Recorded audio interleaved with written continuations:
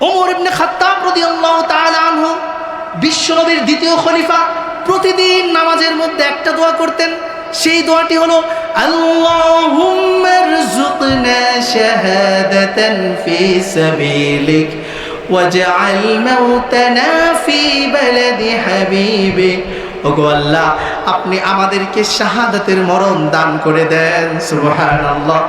এবং বিস্ময়কর বিষয় হলো আল্লাহ রাব্বুল আলামিন ওমর ইবনে খাত্তাবের এই দোয়াটিকে এমনভাবে কবুল করেছেন যে মসজিদে নববীর ইমামতির মধ্যে থাকা অবস্থায় আল্লাহ পাক তাকে শাহাদাতের মরণ দান করে দিয়েছে। এই জন্য আল্লাহর কাছে সবসময় দোয়া করা, হে আল্লাহ, আপনি আমাদেরকে শাহাদাতের মৃত্যু দান করেন।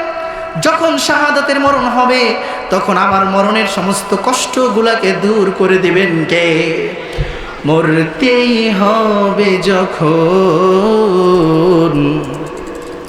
শহীদি মরণ দিও আমাকে।